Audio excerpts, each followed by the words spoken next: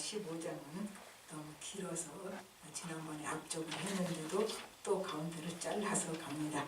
이제 압살롬이 반역을 지난번에 일으켰죠. 일으켰는데 다윗이 신하들과 도망을 합니다. 뭐 싸울 생각을 안 하는 거예요. 그러면 왜 이렇게 그냥 바로 도주를 했을까? 거기서 여러 가지를 생각할 수 있습니다. 군사력이 더 약했다고도 볼 수 있고, 또 예루살렘에서 싸우면 예루살렘 인구가 많잖아요. 그러니까 많은 사람이 죽을 것을 염려해서 또 전략상 도피했다. 볼 수도 있고, 이제 동족 간의 피 흘림으로 이 하나님의 성을 예루살렘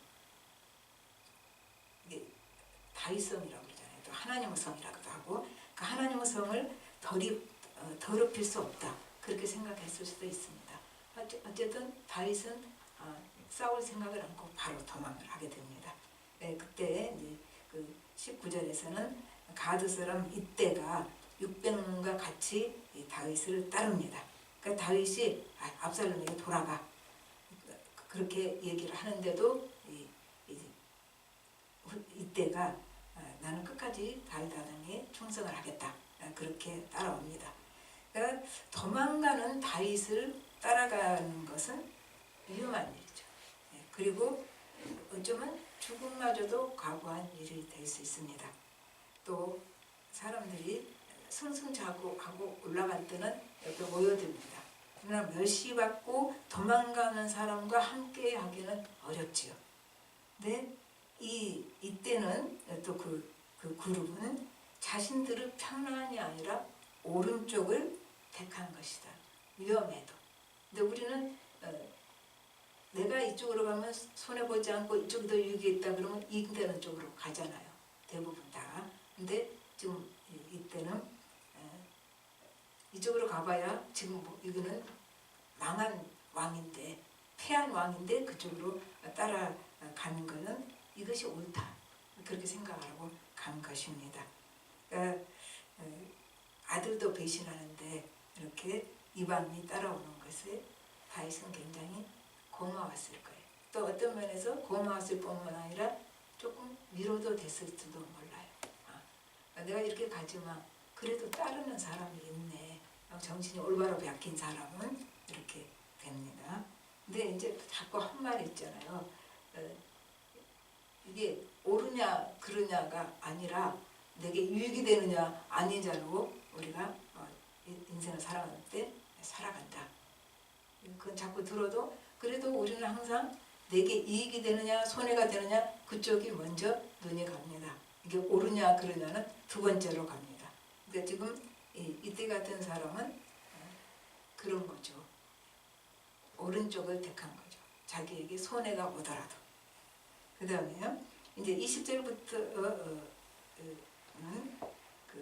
이제 사독과 레위 사람들이 언약궤를 가져옵니다. 그러니까 다윗이 돌려보내요. 언약궤 가져왔으면 언약궤를 가지고 갈 일이지 왜 돌려보냈을까? 여기도 우리가 또 여러 가지 생각을 할 수 있죠. 그 당시 그 사람들은 언약궤는 하나님께서 정하신 장소에서 백성이 만나는 곳이라고 생각을 하는 곳이에요. 그런데 이거를 돌려보내는 것은 다윗의 생각에 언약궤는 백성을 위한 것이지 나를 위한 건 아니다. 그런 거죠. 그러니까 다시 이제 돌려보내게 한 것이고, 또 우리는 사건을 분별할 때 다 어떻게 해요? 내가 중심이 되고 이제 내가 기준이 되는 거죠. 기준, 그럼 내가 기준. 그런데 다윗은 이때는 많이 변해 있습니다. 그래서 내가 기준이 되니까 교회도 예수를 잘 믿고 교회를 충성하는데 교회도 교회 가는 방향이 내가 기준이니까 내 기준에 안 맞으면은 그 교회를 자꾸 뜯어서 자기 기준으로 바꿔가려고 해요. 그래서 교회에서 분쟁이 일어나는 거예요. 예수를 잘 믿는데 하나님이 어떤 쪽으로 끌고 가는가, 교회가 가는 쪽으로 보고서 내 기준에는 안 맞아. 내가 여태껏 생활해왔던 신앙생활과 안 맞아. 그러니까 그러면 따라가는 게 아니라 하나님이 이렇게 인도하시는 건가? 그거를 한번 생각을 해보지 않고 내가 해왔던 교회 생활과 신앙생활은 지금 이것과 다르니까 네가 틀렸어. 그러니까 이거 고쳐야 돼. 그래서 분란이 많이 일어나게 된 거죠. 그러니까 처음에 믿은 사람은 그것도 저것도 없으니까 분란 안 일으켜요. 오래 믿은 사람. 그래서 이제 그 습관, 관습적으로 신앙이 딱 굳어진 사람은 교회가 자기식으로 굴러가지 않으면은 그게 하나님 뜻이냐 아니냐 그건 상관없어요. 자기식으로 굴러가지 않으면 잘못된 거예요. 그게 뭐예요? 자기가 기준인 거죠. 자기가 기준.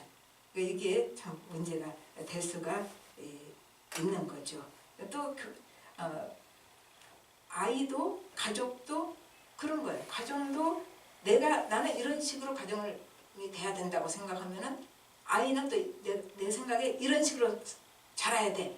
근데 그거가 틀리면 어떻게 해요? 다르면 틀린 게 아니라 다르면 너 틀렸어. 내가 오라. 그래서 자기식대로 이걸 다 뜯어 고쳐가려. 또 가정도 자기식대로 뜯어 고쳐가려. 그래서 이렇게 문제가 생긴 겁니다.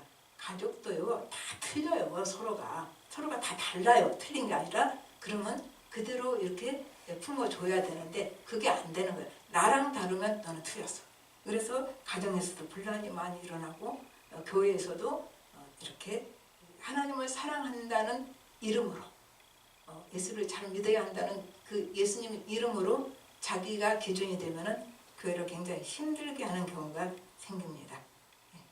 그리고 다윗은 그렇죠. 내가 지금 쫓겨가는데 내가 쫓겨갈 것에 왜 언약궤가 따라와야 돼?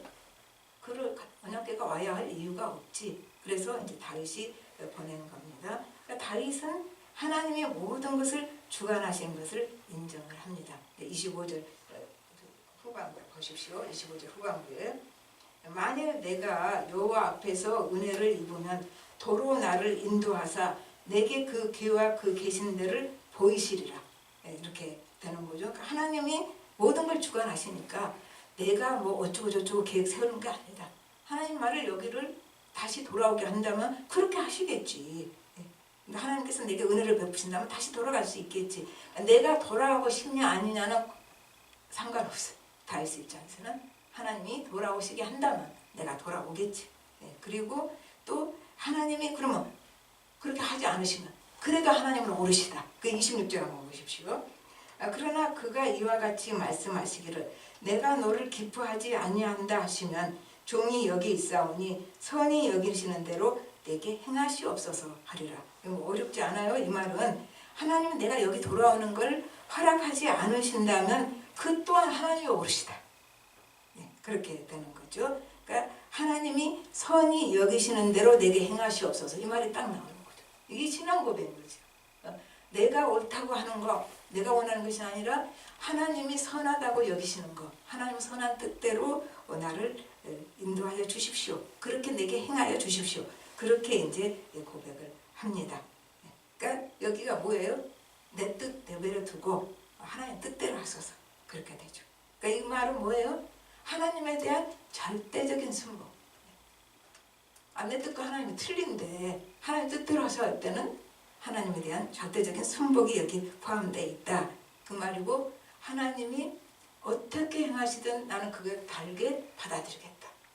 이렇게 되는 겁니다. 그러니까 하나님이 내게 어떤 길거리를 주더라도 하나님은 늘 오르시다. 이게 신앙 고백입니다. 그건 왜 이렇게 신앙 고백할 수 있을까요?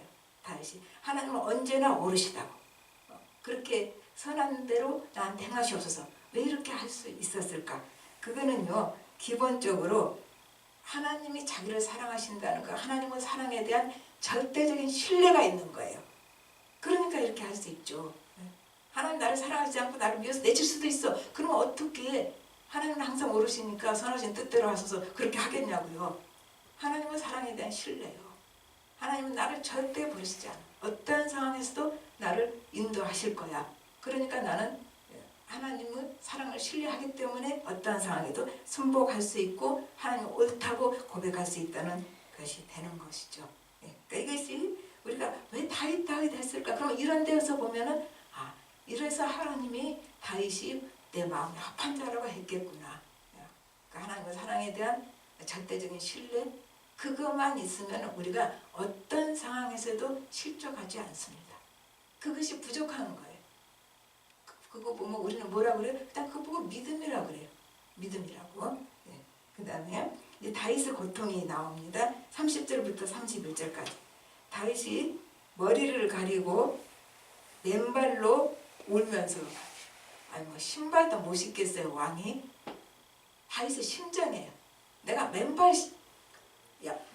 신을 그런 심정이 아닌 거죠. 머리 가리고 맨발로 울며 가는 것은 바로 다윗의 심정을 그대로 보여주는 것이죠. 또 모든 백성들도 왕이 그러니까 어떻게 하겠어요. 같이 머리 가리고 이제 울면서 따라갑니다. 근데 이제 31절에 보니까 이제 더 나쁜 얘기가 나온 거예요. 다윗의 책사 아히도벨이 압살롬과 같이 있다는 것을 알게 됩니다. 근데 다윗은 알죠. 친했고 같이 있을 때 아히도벨이 얼마나 모략에 출중했는가를 압니다. 그게 16장 25절에 이제 오늘 안 나왔지만 아히도벨이 베푸는 계략은 사람이 하나님께 물어서 받은 말씀과 같으니라. 이 정도예요. 근데 아히도벨이 이제 압살롬에게 갔지요. 근데 이제 틀렸다 그렇게 안 해요. 여기서 또 다윗은 또 하나 신앙이 있습니다. 아히도벨의 모략을 어리석게 하옵소서. 자기는 알아요. 아히도벨이 얼마나 모략에 출중하고 인간적으로는 이 사람은 모략을 따를 사람이 없어. 그런데 하나님께 기도하는 거죠. 그러니까 아무리 사람이 똑똑하고 나는 그 모략과 술수를 따를 수 없을지라도 기도하는 거죠. 그게 믿음이죠. 하나님 이 사람 모략을 계책을 어리석게 만들어 주십시오. 하나님의 방법으로 응답을 받습니다. 어떻게 받나 보십시다. 이제 그 다윗이 아히도벨과 평생을 함께한 친구였고 또 자기가 신임하는 친구에게 배신당한 그 비통함, 그것이 새로 나타납니다. 시편 55편 12절 13절 나를 책망하는 자가 원수가 아니라 원수일진데 내가 참았으리라. 나를 대하여 자기를 높이는 자는 나를 미워하는 자가 아니라 미워하는 자일진데 내가 그를 피하여 숨었으리라. 그는 곧 너로다. 나의 동료, 나의 친구요, 나의 가까운 친구로다.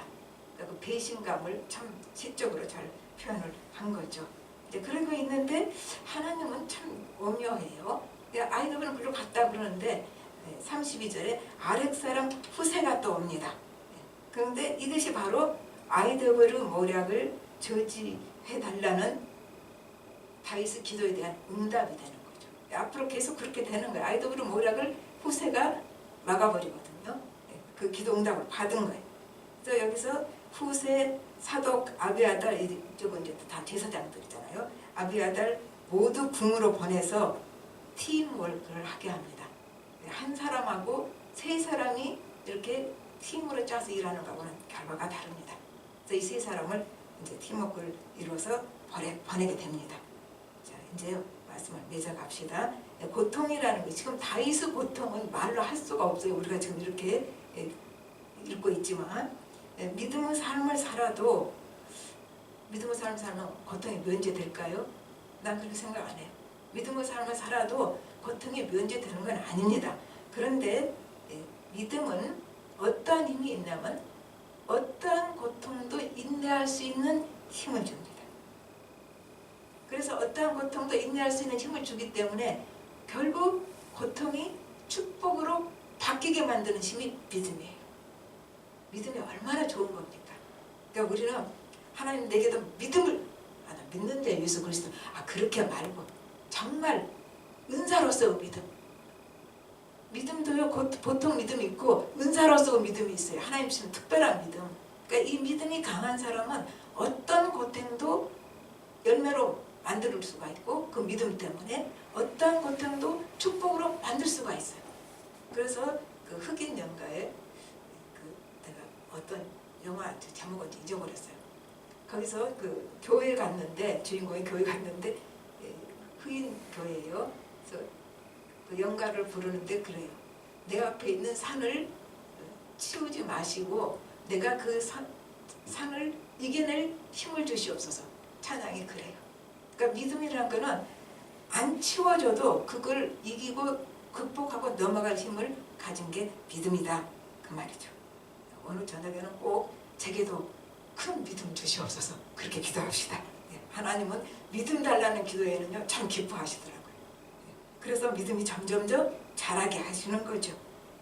이제 다윗은 하나님은 많은 축복을 경험했고 그토록 풍성한 기쁨을 누렸었죠. 그 시편에 막 화가 나서 막 그렇게 하는 것도 있지만 얼마나 그 하나님과 교제 속에서 누리는 기쁨이 많이 또 표현됩니까? 그래서 하나님의 풍성하심을 표현해서 우리 잘 아는 시편 23편에 내 잔이 넘치나이다. 내 잔이 가득 차기만 해도 좋겠잖아요. 근데 잔이 넘쳐. 하나님은 그 풍성한 은혜와 축복을 그렇게 노래했는데 압살롬 사건은 뭐예요? 그가 마셔야 할 쓴잔이었습니다. 그래서 이 쓴잔을 마실 때 지금 얘기가 오늘 나온 거죠. 그래서 또 그 고통은 우리를 겸손하게 만듭니다. 뭐 너무 힘드니까 잘난 척 할 수가 없는 거죠. 내가 무슨 겸손해서가 아니라 고통이 너무 힘드니까 뭐 잘난 척 할 게 없는 거예요. 그러니까 우리가 겸손해지고 되고 또 이제 이 고통의 시간에 우리가 뭘 합니까? 하나님과 독대하는 시간을 갖습니다. 모든 걸 잘 때는 하나님 독대할 시간이 없어. 근데 고통의 시간에는 독대할 시간이 생긴다는 얘기죠. 시간이 따로 있는 거 아니에요. 독대할 시간은 언제나 내게 주어진 거죠. 내가 그 독대할 시간을 내가 시간 없다고 무시해버린 거죠. 그래서 이 고통은 내가 하나님과 독대할 시간을 갖게 합니다. 그리고 이 고통 속에서는 사람한테 이거저거 해봤자 아무것도 안 돼. 그러니까 사람 의지하는 것을 포기하게 돼. 그렇잖아요. 사람 의지해서 될 일이라면 그건 고통이 아닙니다. 의지해도 안 되는 일이에요. 그러니까 의지하는 것도 포기하고 하나님을 의지하는 시간이 바로 고통의 시간입니다. 그래서 고통 속에서 내 의지를 포기하고 내 의지를 포기하는 순간에 뭘까요? 내 욕심도 내려놓게 됩니다. 내 의지를 포기했으니까 내 의지를 꽉 붙들고 있던 욕심이 내 의지를 하나님 앞에 내려놓는 순간에 내 욕심도 내려놓게 된다 그 말입니다. 그래서 이제 고통 속에서 심령이 깊어지고 그리고 하나님께 다가가고 자기 심령이 하나님께 바쳐지고 그래서 오늘 찬송가에서 나온 것처럼 이제는 나는 어쩔 수 없습니다. 하나님 뜻대로 해주시옵소서. 그 기도가 절로 나온 거죠. 나는 이제 어떻게 할 방법이 없으니까 주여 뜻대로 하시옵소서. 이렇게 되는 거지요. 근데 우리가 형통할 때 기도하지요. 기도하는 사람은. 근데 형통할 때 기도는 가만히 보면 조금 피상적이에요. 피상적. 그리고 이제 찬송할 때도 중심에 확 박혀진 그냥 그런 찬송이 안 돼요. 그래서 이제 고통을 통해서 오히려 하나님과 기도가 깊은 기도가 이루어져서 깊은 교제가 이루어지고 그럴 때 어떻게 해요? 그때 진짜 잘하는 거예요. 성숙해지는 거고 성장해지는 거죠. 그리고 이때 어떻게 해요? 자기 중심의 삶이 하나님 중심의 삶으로 바뀝니다. 이거 쉽지 않아요. 이 고통이라는 과정을 통과해야만이 하나님 중심의 삶으로 바뀌게 됩니다. 그리고 어떻게 해요? 그 과정 지나면서 남은 고통이 보입니다. 참 우리 사회는 보면 남은 고통을 몰라. 이렇게 했을 때 저 사람이 얼마나 힘들까. 그런 게 없으니까 지금 이렇게 난리죠. 그러니까 남은 고통이 이제 보이게 되고 신앙의 인격이 생깁니다. 예수 믿어도 그 신앙, 예수 믿는 것과 신앙의 인격과는 별게 아닐까 싶어요. 신앙의 인격이 안 된 사람이 너무 많은 거예요. 기도도 많이 하고 교회도 열심히 가고 봉사도 하는데 근데 신앙의 인격이 이렇게 돼 있는 사람은 그 신앙의 인격 속에서 뭐가 나올까요? 향기가 나옵니다. 꽃 향기 좋지요. 좋아요. 향수도 좋은 거 하면은 좋아요. 샤넬 5 우리 딸이 도대체 그게 뭐냐? 그리고 유학을 보내놨더니 샤넬 5를 사서 선물이라고 보냈어. 그래서 내가 줘버렸어. 별거 없더라고. 네. 그러니까 뭐 아무리 좋은 향수도 아무리 좋은 꽃 향기도 사람의 인격에서 나온 향기 못 따라갑니다. 하나님 형상대로 지었기 때문에 그래요. 네. 신앙의 인격이 된 사람은 그 인격 속에서 우리가 인격의 향기를 맡을 수가 있다. 그 말입니다. 그 다음에요. 이제 우리가 이 고통 속에서 뭐가 생기냐. 영적인 근육이 생기고 영적인 실력이 강화되는 거예요. 제가 조금 듣기 거북하지만 영적 실력은요. 현실적인 실력입니다. 조금 이해 안 되죠? 그럼 영적 실력이 있으면 현실이 다 잘 된다는 얘기냐? 그런 의미 아니에요.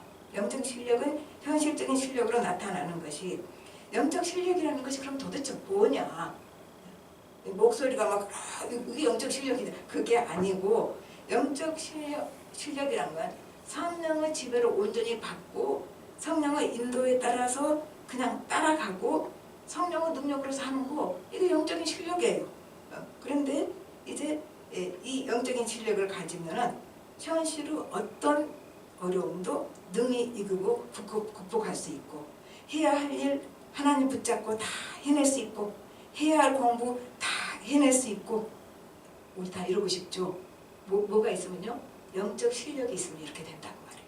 그리고 참아야 할 일 다 참을 수 있고 내가 돌봐야 할 사람 다 돌볼 수 있고 또 그 결과 내가 존재하는 것이 다른 사람에게 행복이 되고 축복이 돼요. 내가 옆에 있는 게 다른 사람을 답답하게만 이러면 안 돼요. 내가 옆에 있기 때문에 힘든 사람이 나 때문에 행복해지고 평안해지고 그래야 돼요.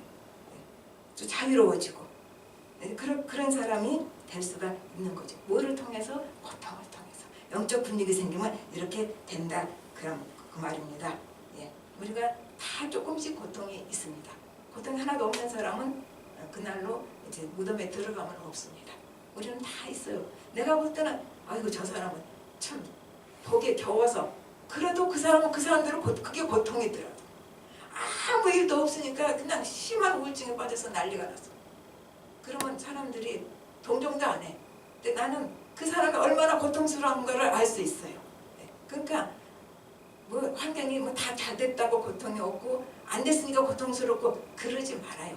인간은 다 고통이 다 있게 돼 있어요. 그러나 하나님이 인정하는 믿음 또 영적 실력을 갖추는 사람이 되면은 우리가 하나님이 기뻐하시는 하나님의 사람이 됩니다. 우리가 다 이런 사람이 되기를 예수 이름으로 축복합니다. 다 같이 기도하겠습니다. 하나님 아버지 주님의 은혜를 감사를 드립니다. 우리가 얼마나 예수를 믿어야 얼마나 오랫동안 예수를 믿고 얼마나 기도를 하고 얼마나 하나님의 은혜를 받아야 우리가 신앙의 인격이 생기고 신앙의 인격에서 향기가 나오고 우리가 있기 때문에 우리 주위 사람들이 나 때문에 행복해지고 기뻐지고 자유해지는 사람으로 바뀌어줄 수 있겠습니까? 우리가 그렇게 되지 못하기 때문에 늘 하나님은 우리에게 고통이라는 우리 보기에는 고통이지만 하나님 보시기에는 그 축복을 우리에게 주셔서 우리가 이 연단을 통해서 변화되고 하나님과 더 깊은 관계를 갖게 되고 성숙해지고 그리고 우리가 이제 점점 더 하나님이 기뻐하시는 모습으로 바뀌어가게 하여 주시니 감사를 드립니다. 아버지 하나님 우리는 참 믿음이 없습니다. 무슨 일이 생기면 당장 걱정하고 근심하고 또 절망하기가 쉽습니다. 아버지 하나님 우리의 믿음 없음을 불쌍히 여겨 주시옵시고 우리에게 믿음을 주시옵소서. 어떠한 상황에서도 어떠한 이유도 능히 이겨내고 극복하고 인내하고 하나님께서는 나를 반드시 좋은 것으로 채워주실 거라는 이 일이 좋은 결과로 올 것이라는 그러한 믿음을 주시사 그 믿음을 가질 수 있도록 은혜를 베풀어 주시옵소서. 모든 말씀 예수님으로 기도합니다.